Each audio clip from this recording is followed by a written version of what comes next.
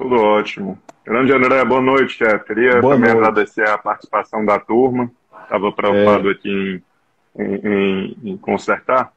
Ah, Boa noite aos colegas. André, queria que você se apresentasse rapidamente. Eu sei que quase todos aqui já o conhecem, mas quem ainda me segue, não lhe segue, eu convido para acompanhar o seu canal. No Instagram é canal da saúde mental, que também tem é, um canal no YouTube, né, na plataforma YouTube. é. Chefe, queria que você se apresentasse, e Eu aí nós sou começamos hoje live. nossa live. O tema é do impacto de traumas da infância, né, na vida, na saúde de um adulto. Então nós vamos Claro. passear por esse tema, é um tema muito complexo. Claro que hoje não vamos conseguir abarcar as perguntas, mas eu vou registrar algumas, né, para que num outro momento a gente possa respondê-las, né? André, chefe, fale um pouquinho de você e aí começamos. Eu sou psiquiatra, psicoterapeuta cognitivo comportamental, tenho doutorado, né, na Universidade Federal do Rio Grande do Sul e atualmente sou um dos cientistas mais citados do mundo no campo da psiquiatria e da psicologia, né?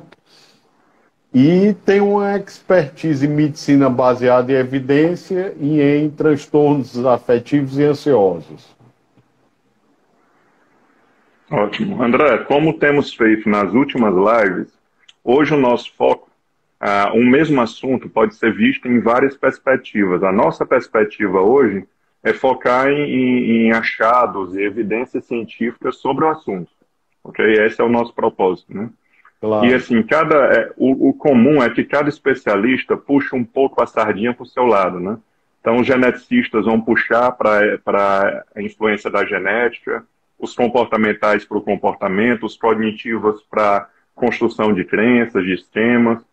E a ideia hoje é a gente pensar que entre todas essas perspectivas existe algo em comum, que é um impacto na biologia, ou seja, modificações moleculares e neurobiológicas que podem acontecer no indivíduo que sofreu maus tratos durante a infância, né? Então, não estamos falando somente de uma construção subjetiva, uma construção de história de vida, mas estamos falando sim de modificações cerebrais que podem repercutir tanto em danos na saúde física como danos na saúde mental do sujeito, né?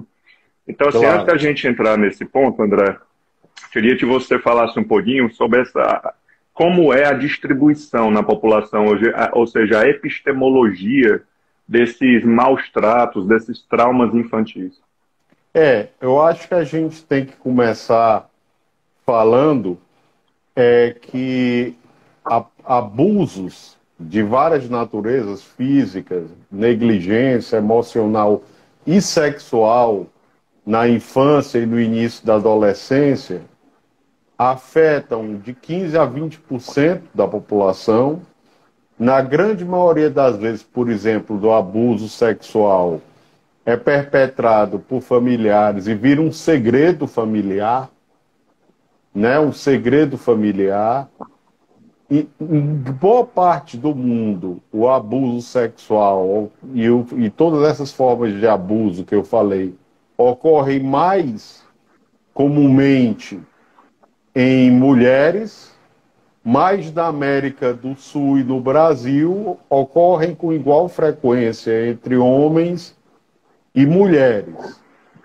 E quais são as consequências epidemiológicas, né, clínicas, antes da gente entrar na biologia, desses eventos traumáticos na infância e na adolescência? É um fator de risco não específico, em medicina, em psiquiatria, em psicologia, não específico, por quê? Porque ele está associado ao aumento de risco de doenças físicas como a asma, a obesidade, a fibromialgia, a síndrome do colo irritável, a doença inflamatória intestinal, só para nomear alguns exemplos de doenças físicas, como também há transtornos mentais, dos mais diversos, como o transtorno de personalidade borderline, como a depressão, os transtornos de ansiedade, o transtorno bipolar e a depressão. Em relação às psicoses, a evidência ainda não é conclusiva em relação à esquizofrenia. Não é conclusiva. Né? Então, esse é o impacto epidemiológico, o desenho epidemiológico e a grande magnitude do tema, né? A importância do tema para a saúde pública. É um problema de saúde pública. Isso é que nós temos que entender. Né? Nós estamos discutindo aqui um grave problema de saúde pública que a gente tem que lidar e que tem que fazer parte da história clínica de toda entrevista psicológica ou psiquiátrica. Não pode ser negligenciado. Não é um tema Seria que não pode importante, ser né, André? negligenciado. Seria importante, a nível nacional, desenvolver programas mais robustos, né, mais fortes para prevenção e acolhimento. Né? Já que o efeito já é algo bem conhecido e agora, cientificamente, muito bem embasado, o impacto, era sim para ter a nível nacional mesmo, um programa bem estruturado. Claro que hoje existe um acolhimento, uma área de escuta, mas não com a importância que merecia. Né? Quem trabalha na saúde mental ou quem trabalha com pessoas, nota que alguns casos, você vai explicar mais à frente, depressão, você vê que um caso responde melhor que o outro à medicação, responde melhor à psicoterapia do que outro.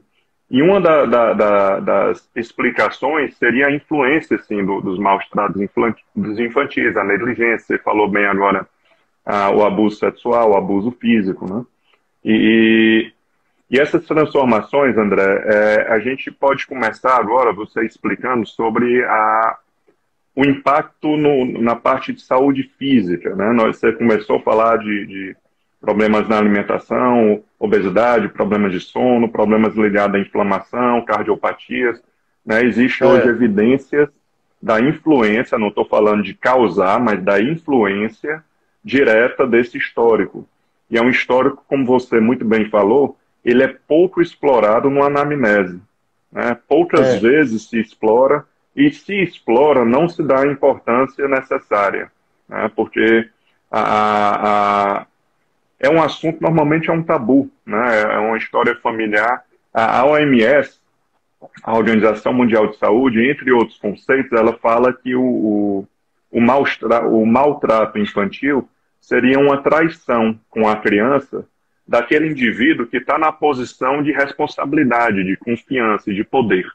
Então é interessante a palavra traição colocada, porque a ideia era que quem cuida era para cuidar, e não descuidar ou cuidar errado, né? Ter atitudes erradas.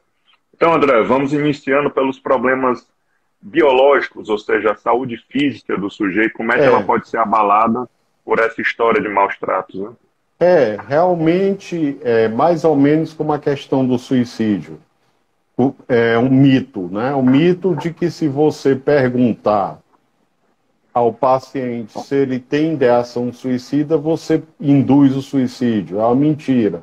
Da mesma forma, se você perguntar de uma maneira correta sobre a história do paciente de abuso sexual ou físico ou emocional ou de negligência dos cuidadores, dos pais, por exemplo, ou dos outros cuidadores, em caso dos filhos adotivos, isso o paciente se sente mais acolhido, mais compreendido e não mais estigmatizado. Isso é o primeiro ponto.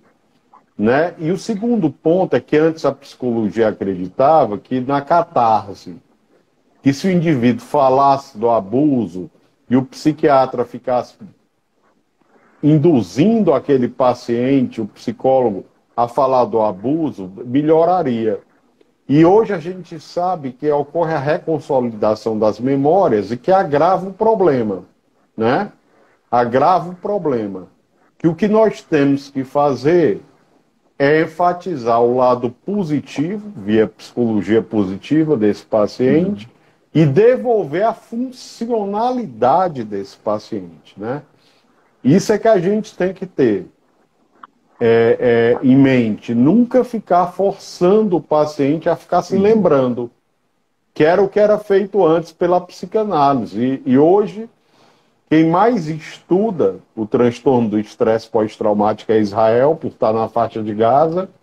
Eu vi um grande psiquiatra de Israel dizer que não pode haver algo mais deletério a um paciente com estresse pós-traumático do que você fazer ele ficar se recordando do evento, né? Do evento traumático, qualquer que seja ele. A nível biológico, existe a ativação de diversas cascatas, certo?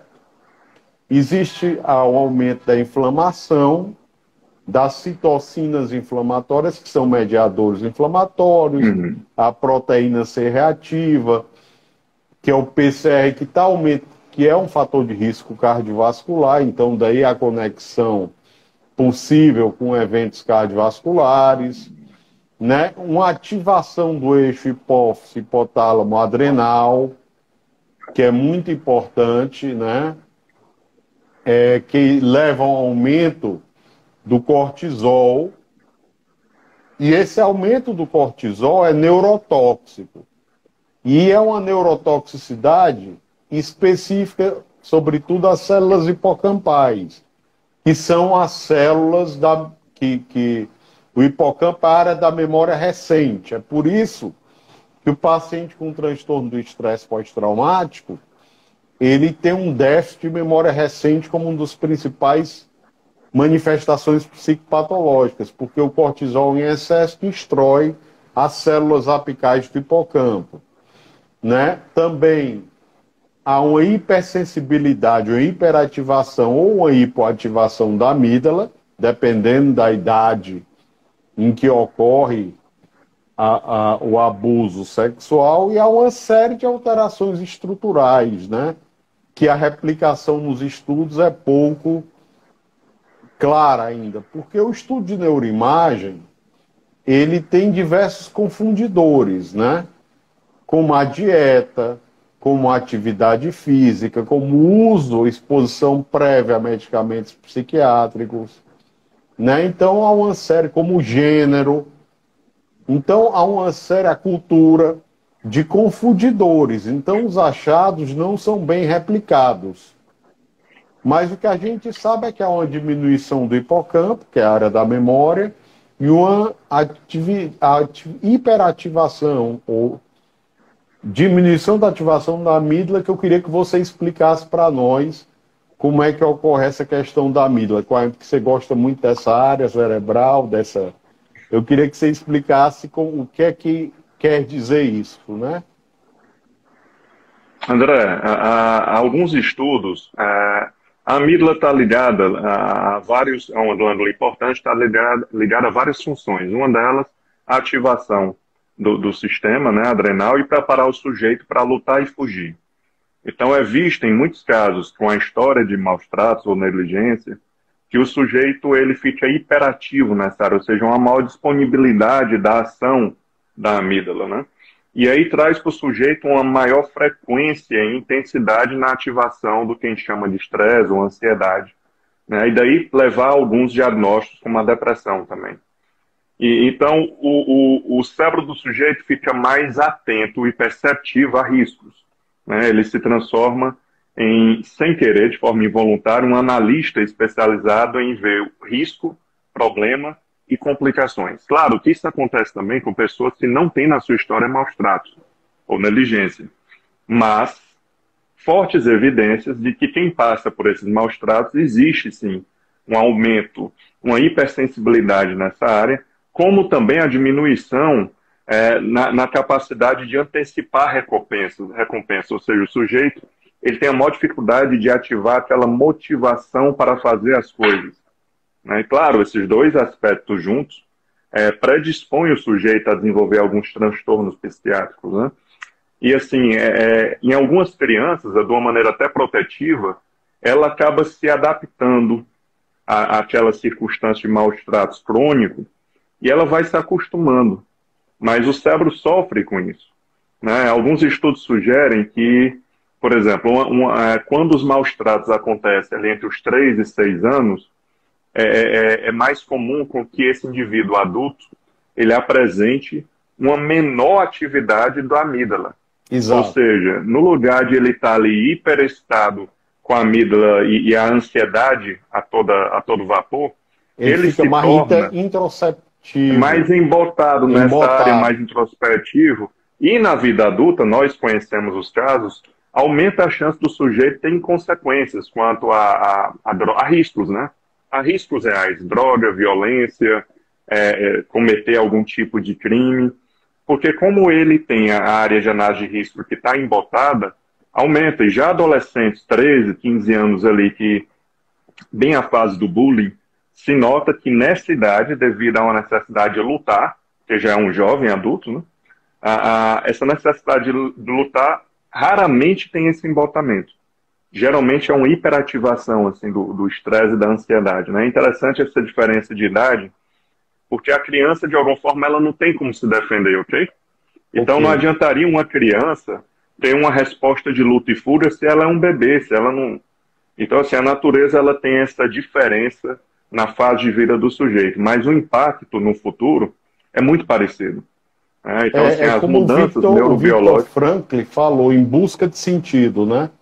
Que mesmo os judeus no Holocausto, alguns eram resilientes. E existe uma experiência em rato, que é para ver a depressão, que é você expor o rato a um predador.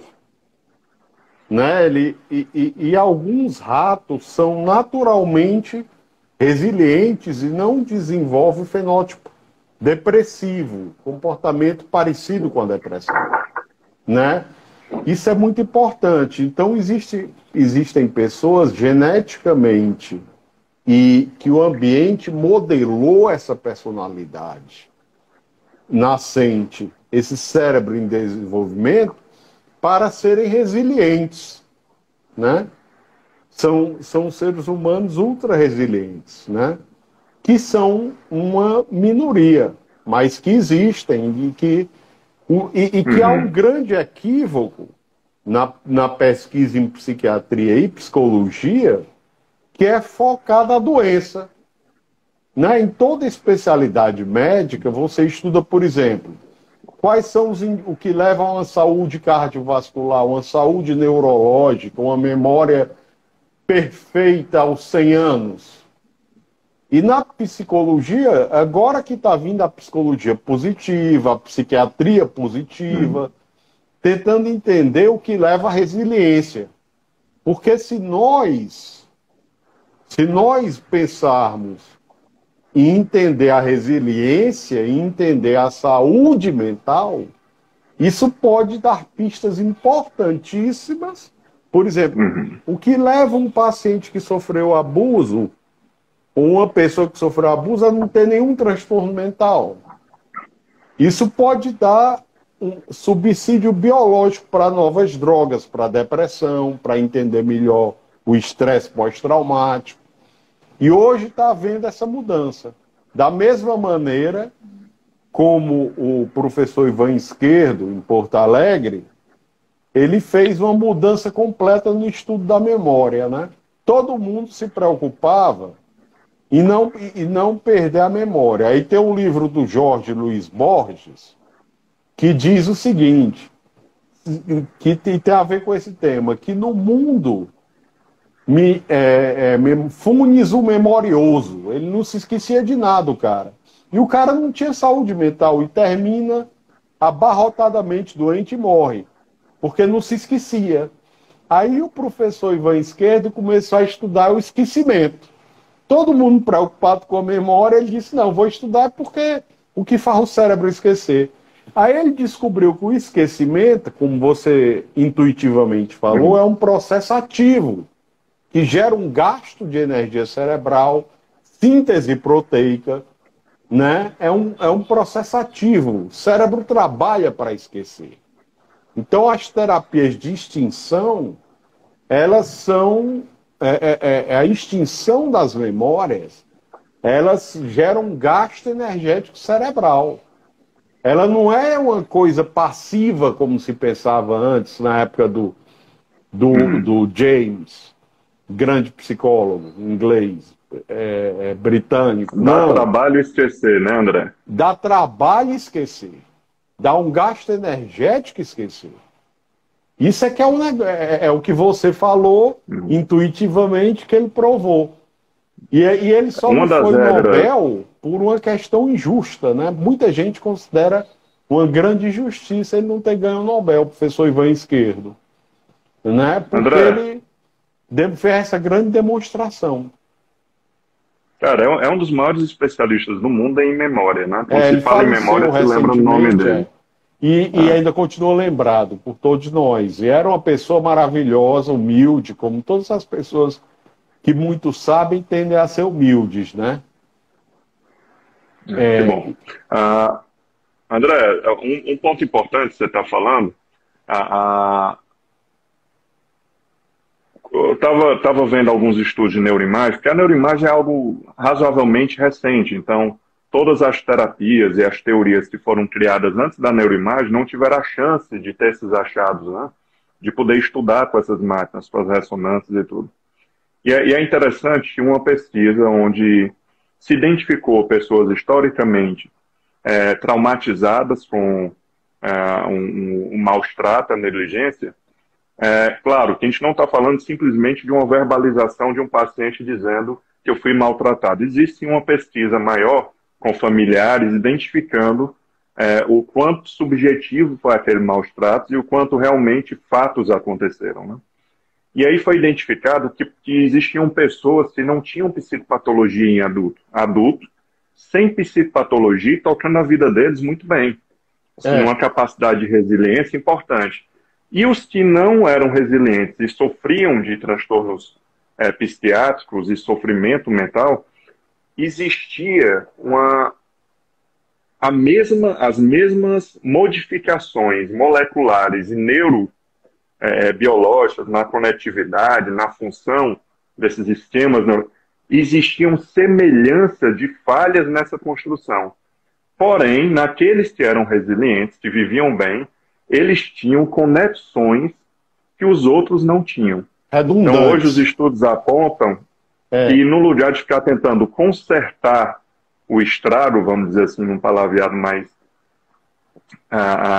popular, no lugar de ficar tentando consertar o que foi danificado, a ideia é estimular essas conexões que estão associadas à resiliência e à capacidade do sujeito lidar com a adversidade da vida, né?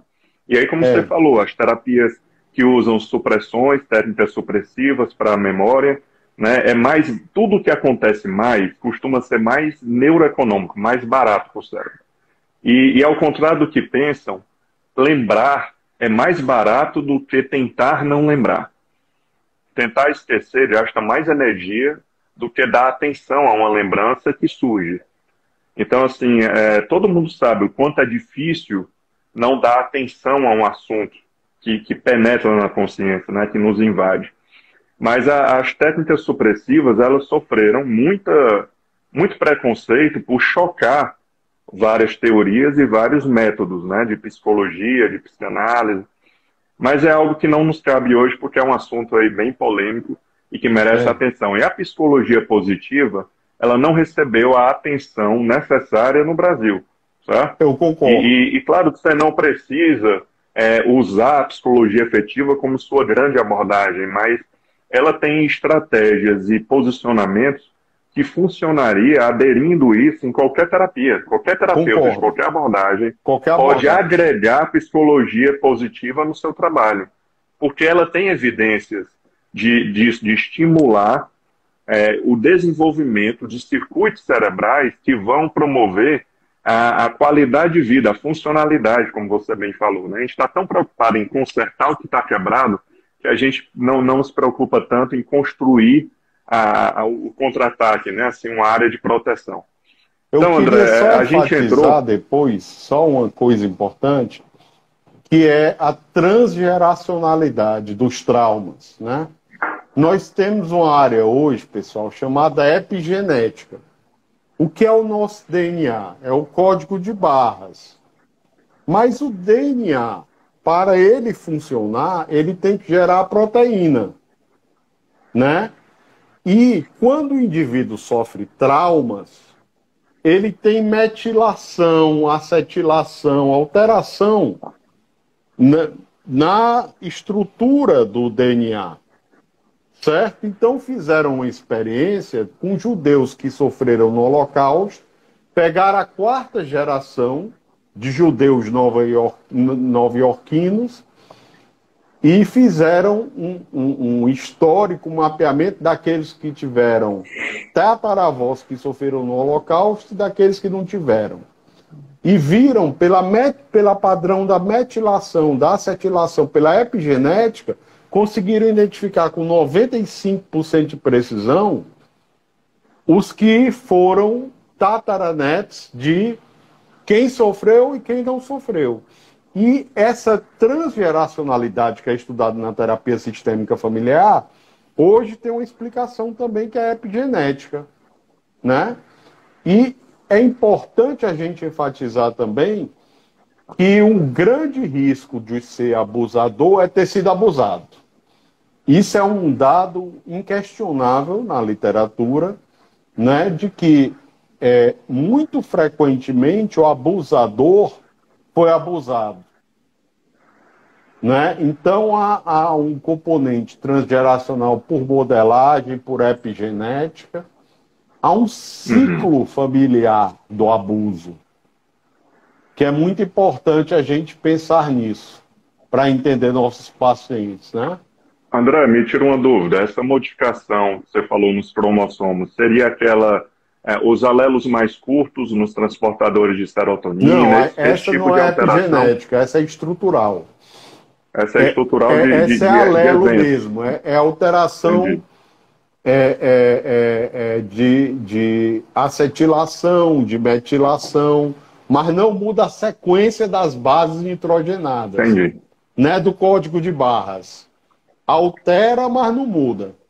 É como um carro batido. Certo? Ele vai continuar sendo carro, está batido. Já o alelo curto e longo é um Honda ou um Corolla. Ele muda a base nitrogenada. Entendi. Então, o que o Ciro falou é um experimento muito interessante, pessoal, que foi feito na Austrália, que é o seguinte. Existe o alelo curto. Tu queres explicar ou quer Não, pode falar, pode explicar. O alelo curto do transportador da serotonina, onde funciona pouco o transportador da serotonina. E o alelo longo, onde funciona mais o transportador. Aí o que é que foi feito na Austrália? Eles mediram quem era longo, curto, heterozigoto, lembrem da época do cursinho, LL homozigoto, que funciona bem o transportador, e SS, que é o que funciona pior. E viram a exposição a traumas, né, na infância e ao longo da vida. E aqueles que houve uma interação positiva daqueles que tinham SS, o alelo curto que não funciona bem, de transportador de serotonina, tinham mais de depressão e risco de suicídio. Por falar nisso, o abuso sexual é um fator de risco para suicídio também. E o bullying também é um fator de risco para suicídio. Né? E eles mostraram isso, a interação gene-ambiente. Quer dizer, nós temos uma genética, né, por trás, como pano de fundo, que nós nunca podemos esquecer. Né? Tem uma força enorme, mas não é tudo. Não é tudo. Essa que é a beleza da nossa área, né? A beleza da psicologia, da psiquiatria, é que nós não temos uma explicação completa para as coisas. Nós precisamos interagir com outras disciplinas, né? O fenômeno do abuso é um fenômeno familiar, é um fenômeno genético, é um fenômeno psicológico, psiquiátrico, antropológico, multifatorial, né? Um fator de risco não específico e multifatorial. Né? Existem, André, muitos colegas nossos aqui trabalham com saúde mental e muitos podem estar se perguntando, mas o que é um trauma para um não foi para o irmão? Né? Então, o trauma seria uma consequência de um processamento do sujeito, ou seja, seria um resultado de uma subjetividade. E claro, é muito confuso isso. Como é que a gente vai saber o quanto o sujeito distorceu o evento e o quanto o evento realmente foi como ele percebeu? A gente nunca vai ter essa resposta, ok? Nunca se vai considerar chegar da onde veio o trauma. Nós estamos hoje aqui conversando sobre o impacto na biologia humana do trauma. Se esse trauma foi exatamente como o sujeito percebeu ou não, o efeito no cérebro é o mesmo, ok? O efeito que acontece na cabeça do sujeito é o mesmo se for um evento absurdo, se for um evento mais simples. Estamos falando da consequência e não do processamento do evento. Claro, abuso sexual, isso não tem questão de processar mal ou bem. Existem fatos que realmente são... Agora, meu pai me negligenciou, claro que a gente tem que investigar, não só do sujeito, mas se você tiver... A realidade é subjetiva, né? Como a gente claro. dizer. E o ideal, se você tiver uma chance e um amparo ético e moral e o apoio do paciente, você conversar com familiares, quem acompanhou o desenvolvimento dele, para ter mais dados. Né? Porque, assim, cada percepção, às vezes, elas vão se cruzando e existe uma interseção, algo em comum, que nos faz confiar mais, né? Naquele ponto que é incomum nas falas da família. Né? Nem sempre a gente pode isso, mas o mais importante, esses efeitos biológicos existem, afetam o sistema serotonético, dopaminérgico, ocitocina, né, um hormônio importantíssimo na sensação de confiança e segurança, né, essa coisa do abandono, de acolhimento, de acolhimento, que existe uma redução, né, da atividade da ocitocina em casos comprovados de trauma infantil. Então, assim, já entrando nessa parte hormonal e de neurotransmissores, André, eu queria que tu falasse um pouquinho mais sobre o impacto na saúde mental, ou seja, na relação entre o trauma infantil e os transtornos psiquiátricos, né? Porque são diferentes. Às vezes, eu acho que merecia, e você pensa assim também, eu acho que o DSM-5 e o CID-10 mereciam dar mais atenção a esse diagnóstico e criar uma nomenclatura própria para ele. Um especificador. No mínimo. Claro, pelo menos no mínimo, porque o tratamento de psicoterapia e o tratamento farmacológico respondem menos. Respondem de forma diferente. E ter esse dado já seria uma antecipação para o profissional de ter estratégias que abarcam esse tipo de caso, entendeu? Então eu queria que você falasse um pouquinho sobre depressão, bipolaridade, as diferenças no atendimento de um paciente com ou sem história de trauma infantil. Pessoal, é muito importante a gente entender que tanto a psicoterapia cognitivo-comportamental quanto a farmacologia, no caso da depressão, que é mais estudado, e do estresse pós-traumático, quando o paciente teve exposição a um trauma na infância dessa magnitude, o paciente responde menos. Mas o paciente que sofreu um abuso sexual, ele necessariamente deve ter um acompanhamento psicoterapêutico, certo? E há uma série de hiatos no campo, né? O principal hiato é que nós não temos ainda estratégias de prevenção válidas, universalmente válidas para os traumas infantis, e nós não temos também psicoterapias específicas para esses pacientes, né? Variações das diversas TCCs, né? Mas uma TCC específica. Existe a terapia comportamental dialética, que é usada no borderline, que pode ter um efeito especialmente magnânimo no estresse pós-traumático, mas em termos de abuso infantil, ela ainda não foi tão estudada quanto deveria. Possivelmente seja uma alternativa. A DBT, a terapia comportamental dialética, né? Mas ainda não foi validada por trauma infantil, né? E é interessante, André, porque normalmente se fecha o diagnóstico do adulto e se trabalha como o transtorno de estresse pós-trauma, ok? E os novos estudos apontam que a modificação que existe no cérebro de um trauma na infância é diferente da modificação cerebral de um trauma no adulto.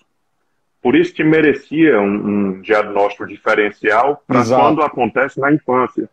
Porque são áreas distintas que são modificadas, que a plástica é diferente, a função é alterada de forma diferente. O cérebro está em alta atividade, alta plasticidade nesse período, e é uma janela de vulnerabilidade neurodesenvolvimental. Nós podemos falar assim, que o neurodesenvolvimento está a todo vapor e, portanto, as vulnerabilidades, o impacto, o detrimento dos traumas nessa fase de robusto neurodesenvolvimento é mais deletério, é pior para o cérebro. E é importante, André, você estava falando uma coisa bem interessante. Né? Existem alguns dizeres populares que não é uma criança, ela passou por isso e vai esquecer. Claro, muitas memórias da primeira infância, nós não lembramos dela. Ou o próprio impacto do trauma pode gerar um esquecimento por dano ou disfunção do hipocampo, né, que está ligada a esse processo de arquivamento e evocação das memórias. E evocação do que está na memória. Tanto que se a gente está muito estressado ou nervoso, dá um branco. Quer dizer, é uma falha da função do hipocampo. E é, sem dúvida, a área do cérebro mais detonada pelo excesso crônico do cortisol, que na quantidade certa é uma dádiva. Cortisol em excesso, como você falou, é neurotóxico. E o hipocampo parece ser o local onde o cortisol ataca com mais ferocidade. E aí mexe com cognição, memória de curto prazo, capacidade de concentração, né? E aí atrapalha bem a vida do sujeito. Mas eu estava explicando antes, o diagnóstico de o diagnóstico de estresse pós-trauma é o que mais se assemelha ao diagnóstico, mas ainda está longe de ser o suficiente. Né? É um fator então, André, específico. Eu queria que você explicar assim, porque a criança esqueceu do acontecimento. Tudo bem, mas o impacto no desenvolvimento cerebral dele aconteceu. Ele esquecendo ou não do trauma, e não vai ser lembrar do trauma que vai refazer o cérebro. Quer dizer, fazer mal. O conserto do cérebro não está em você lembrar do acontecimento. Perfeito. Claro, se o sujeito puder lembrar e reelaborar, pode trazer, sei lá, algum benefício, mas hoje a neuroimagem demonstra que dar atenção consciente a um assunto, mesmo uma atenção crítica e racionalista, você tem que medir bem o custo-benefício. Porque quando você dá atenção consciente, você fortifica aquela circuitaria, então aumenta a quantidade de conexões entre os neurônios para aquele assunto, e fortifica as conexões que já existem para aquele assunto. Isso não é um achismo. São evidências de neuroimagem, de PET scan, de SPECT. Então, assim, é fato. Dar atenção a um assunto não é possível evitar a visita de um assunto na minha cabeça. Ele entra de forma automática. Mas ter consciência do custo-benefício de entrar num assunto e destrinchá-lo é uma responsabilidade tanto do paciente como do profissional que cuida dele. Eu acho que é mais maléfico do que benéfico, as evidências mostram isso, né? E a gente tem que pensar em devolver a função. E é mais um paradigma para mostrar que o corpo e a mente são um bloco indissociável. Por quê? Porque o abuso infantil está associado a disfunções clínicas, como nós falamos, e psiquiátricas. Né? Quer dizer, um evento puramente psicológico está associado à fibromialgia, a doenças cardiovasculares, à obesidade, ao mesmo passo que está associado a diversos transtornos mentais. Né? Pior resposta terapêutica. Eu acho que essa é a grande... Se vocês saírem com essa ideia, né, de perguntar a todos os seus pacientes sobre a história de abuso, entender que eles vão responder menos, entender que a catarse de ficar falando, fale mais, tente relembrar os detalhes, isso vai piorar algum problema. E se sair com essa mensagem daqui, essa live valeu a pena para a gente. Eu acredito que o Ciro pensa da mesma maneira, né? Certamente. André, e é importante ter cuidado com os preconceitos, né? Então, já é um assunto difícil de se falar. E hoje existem em alguns colegas nossos uma maior facilidade em associar. Se a pessoa está com um transtorno psiquiátrico, tem história de abuso, já se parte por um diagnóstico antecipado de borderline ou transtorno de personalidade, e que nem sempre é. E é importante, quando for abordar o paciente, isso é uma sugestão minha, em você passar uma tranquilidade sobre o assunto, dizer, ó, vou fazer uma pergunta, entenda que é algo muito comum, infelizmente é mais comum do que queríamos, mas eu só preciso que você não explique muito, mas só diga se você lembra de algum evento na infância, ou de ter sido negligenciado, ou de ter sofrido algum abuso físico de violência sexual. Eu não vou precisar de detalhes, eu só preciso entender se isso existe, porque o tratamento ele ganha novas direções, mas nós não vamos entrar nesse assunto se você não quiser. A partir daí, você abriu a porta, ok? Mas é Um importante ele grande entender... abraço para a nossa amiga Verônica Landim, que acabou de entrar. Coisa boa, faz tempo que não a vemos, né? Gente boníssima, uma grande colega. Então, André, é isso, cara, torcer para o poder público incrementar, né, algum tipo de serviço público também de assistência a crianças e adultos que sofrem com esse tipo de sequela, né, de mudança cerebral, e nos colocar à disposição aí via direct para responder o que tiver ao nosso alcance. Essa live, André, ela vai ficar guardada, né, gravada no canal Psico Inteligência, é um canal que eu gerencio nas plataformas de áudio no YouTube.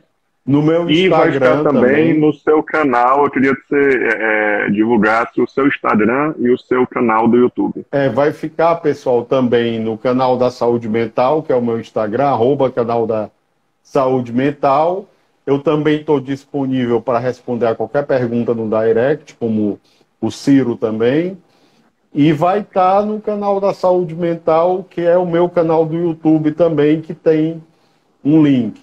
E o mais importante também, eu queria aproveitar a deixa dessa live para divulgar uma live que vai ser fantástica, com um colega que é altamente brilhante, né, que é o André Barbosa, psicólogo. Eu sei que vocês devem conhecer. Vai ser sábado, às 18 horas, certo? Sobre psicoterapia da depressão. Então, o que vocês quiserem saber de psicoterapia da depressão, o André Barbosa é capacitado de responder, assim como o Ciro também seria. Então, vai ser uma live fantástica sobre psicoterapia da depressão no sábado, às 18 horas.